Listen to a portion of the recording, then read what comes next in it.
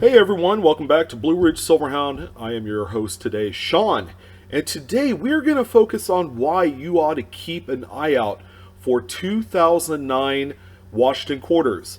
As we all know, there were some pretty unique releases in 2009.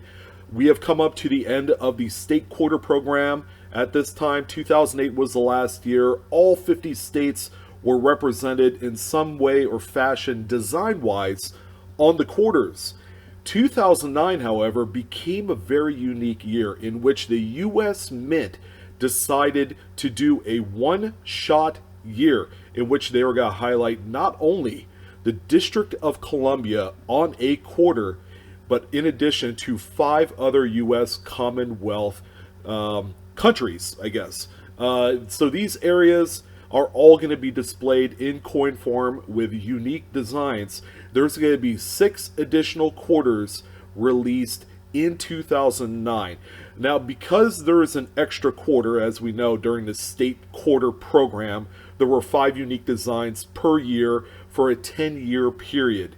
However, in 2009, there was 6. There are a few things to keep in mind as we discuss 2009 quarters of this era. First of all, we are going to focus on Philadelphia and Denver minted examples only. Coins traditionally that are made for circulation. So we're not going to talk about proofs or silver proofs or anything of that type. We're just going to talk about the quarters themselves. And here's an extra little bonus. I'm going to tell you why you don't even need to grade any of these coins. We're going to be looking at true raw values of these coins as a singular piece or in roll form. Okay, that's going to be important because that's where a lot of the opportunity lies for this particular date.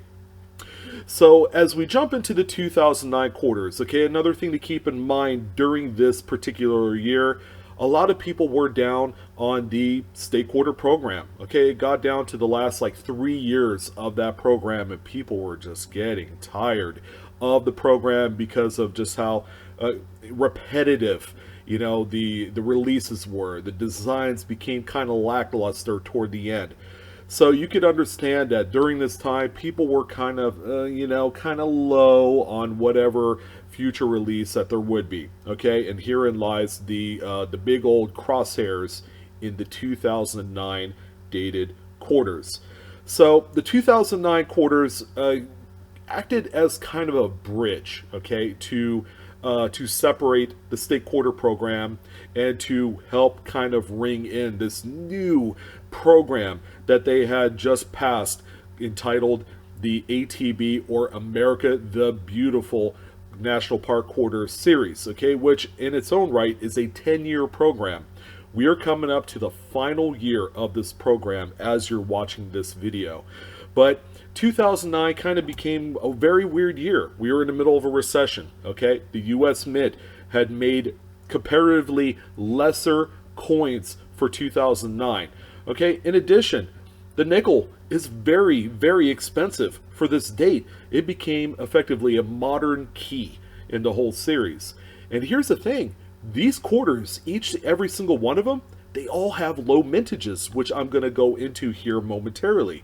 We're going to talk about how many was produced of each Philadelphia and Denver minted coin, so that way you guys can understand which ones are hard to find. Okay, if you haven't checked your quarters, a lot of these are getting really, really difficult to locate. All right, so let's go ahead and jump into the actual mintages of each coin. So we're going to go in succession of release. And the first one is going to be the Washington, D.C. or District of Columbia quarter. Okay, this was a territorial kind of one-year set, but I still refer to these as state quarters, all right, as opposed to the newer America the Beautiful. So the mintages of the DC quarter are higher than any other of the 5 released during this date. The Philadelphia minted example, there was 83,600,000 pieces of those produced, and for the Denver mint, there was 88,800,000. Now that may seem like a lot, but comparatively, let's go ahead and take a look at the 2008 Oklahoma state quarter with the scissor tail flycatcher state bird on the reverse.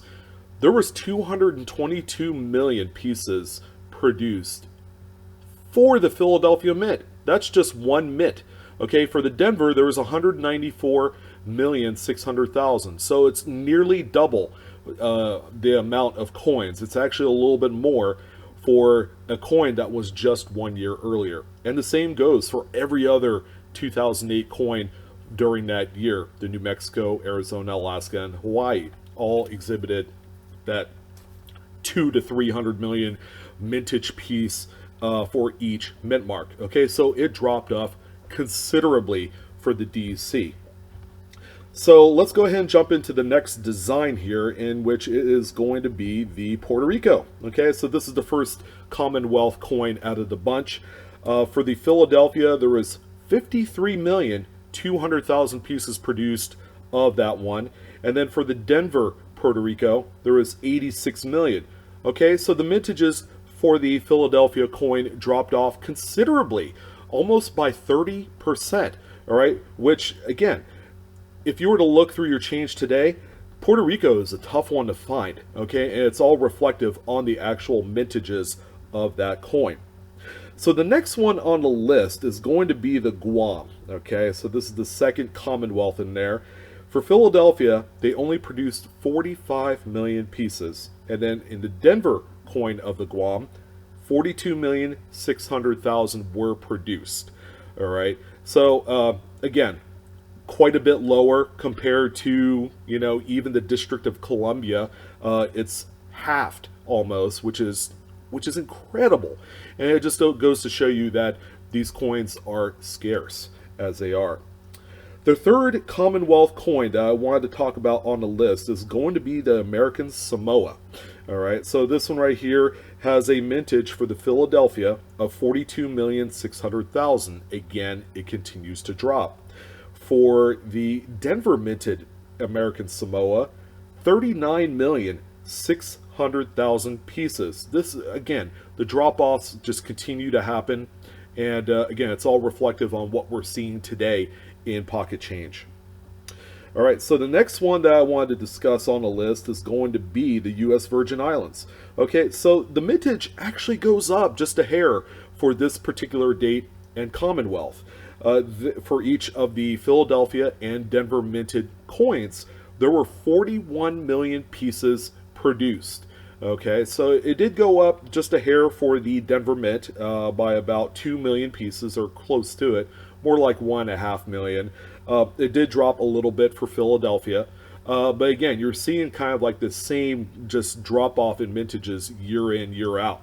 All right, and finally, the last Commonwealth quarter of the bunch that we're going to talk about is a tough one, and that's the Northern Mariana Islands quarter. Okay, so for the Philadelphia, the U.S. Mint only produced 35,200,000. Okay, steep drop off. And as a matter of fact, the Philadelphia is indeed the key to the entire not only state quarter program, but also the Commonwealth quarter, okay, because of its low mintage. The Denver minted Northern Mariana Islands is 37,600,000 pieces. Altogether, you're looking at about 72,800,000 pieces produced of just this one Commonwealth, whereas one District of Columbia, there was 83,600,000. Okay, so collectively, P&D Northern Mariana Islands is actually less than that first one on the list for 2009. All right, so as you guys see, huge drop-offs in mintages for all of these coins, all 6 designs. There is a lot of, I guess, fresh material out there that you could pull to try and identify some of these coins as being a little bit tougher to locate. All right, so what I also wanted to do is talk about the values of individual coins, okay? And I'm just going to be straight up honest. The prices aren't reflective enough on the actual mintages of these coins. We found that on some of these, we see a $1 to $2 sale price, okay? And I'm using eBay sold auctions as a measuring stick for the sales of singular coins. I don't feel like it's that important to discuss singular coins as much as it is trying to find full, solid, brilliant, uncirculated rolls of this product. Okay, and that's where a lot of the value is going to come in. All right, so what I did was I flashed up on screen a couple sample sales within the last about 90 days. So you're going to see some from October, November, all sold stuff on there. And as you guys can tell, all right, we have groups of quarters that are like 6 rolls, 10 rolls. You know, there's a few here with a little bit less. And these coins right here typically sell for about double face value. So if you have a $10 roll of quarters, typically they'll sell for about $20 to $22 a roll. Okay, that's a pretty nice kind of return on what is not usually seen as an investment. Okay, so keep that in mind. So that these couple listings that I had pulled here, of course you see the green dollar value, which indicates an actual sold item within this time period. You want to keep in mind that you know, if you sold 1 roll or 10 rolls, they're very pricey, but at the same time they're kind of hard to find, because when people did order these from the mint in P&D sets, or they ordered a bunch of maybe one particular mint, you got to keep in mind that they oftentimes than not, they were broken open and spent. All right, so a lot of these coins were thrown out into circulation to be used, to be cashed in at the bank. You know, you get the big idea there. So those are a few of the, you know, kind of the bigger dollar value sealed roll prices. Let's go ahead and take a look at more typical sealed roll sold values. Now, keep in mind, if these rolls look different, it's because these are actual U.S. Mint issued paper wrapped rolls. All right, I actually will have a close-up of what it'll look like here momentarily, but generally these here are going to be your rolls that are going to fetch the most amount of money, okay, the most return. You know, again, they're about double face value, and this is a number that's going to continuously go up as supply dwindles out in the marketplace. Okay, believe it or not, not a lot of people ordered the full sealed rolls of these, either one of these 6 dates and mint marks of you know, Commonwealth quarters in 2009. Okay, people were broke then. You know, I wasn't even making that much money. I had transition jobs because of the economy. So, you know, even I could speak for myself and my experience as one guy that's been into coins for over 25 years. I simply did not touch the 2009 quarter series in any capacity. So let's go ahead and discuss exactly what these rolls and packages will look like. Okay, first of all, I wanted to throw up on screen the box in which these are going to come in. Now, each box will have kind of like this 5-row plastic cheapo, you know, packaging that's on the inside that will fit 5 actual individual rolls. Okay, that's what these were intended for during shipment. Okay, so if, let's say you ordered 5 rolls of one type of quarter, you'll get all 5 in that blow molded little holder that therefore goes into this box. And then all of the boxes will have that that barcode on the end. Again, if you're going to be shopping for these, be wary that people do open these and then they'll reseal them. You want to check for the seal on these. Okay, they're going to be nice and tight, straight from the mint. This is what this looks like. And then finally, this is what the actual individual rolls look like up close. All right, so what we see here is the original U.S. Mint packaging of these 2009 quarters. Okay, so they're either going to look like this, or if you're lucky enough, and there's so few of them out in the marketplace, we actually saw it on the actual sales sheet from eBay. There are people that still have actual NF String and Sun rolls or Loomis rolls of brand new 2009 quarters. Okay, those still sell for quite a bit of money. But keep in mind that the U.S. Mint rolls, and sometimes these will pop up at flea markets, at coin shops. They just don't want to deal with them, and you want to pick them up like at face or maybe just a little bit more than that. They're going to be a tremendous, tremendous buy regardless of what you do. So that's what the original mint packaging looks like during the 2009 quarter release series. Of course, it's going to be printed P&D to designate full sealed 40 coin roll of a particular mint mark like a Philadelphia or a Denver. Plus, they also have the information of what type of quarter will be in that roll. So keep that in mind. But all in all, that's what I really want to talk about. We're not going to be talking about high graded stuff and none of that. Grading, send it off to PCGS. We don't feel the need to even talk about that in the vein of exactly what you see here. It really simply boils down to, all right, keep an eye out for coins like this. People are actually going out of their way and actually pulling out these coins out of circulation and assembling circulated rolls and then selling them for approximately 1.5 times face. You can do that, but there's just not a lot of profit margin in there for that.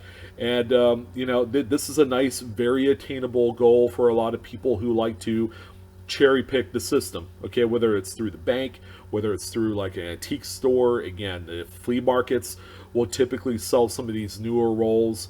I've seen them before. Coin shops that just don't want to deal with all the modern stuff. Okay, this will be an opportunity for you guys to pick it up at a reasonable price, if not face, turn around and flip them, and then make double your profit. So anyways, I want to thank you guys for joining in on this video, the last one of 2019. Hope you guys enjoyed it. I'm your host, Sean, with Blue Ridge Silverhound. Don't forget to like, share, subscribe, hit that bell for instant notifications of newer videos as they're made available.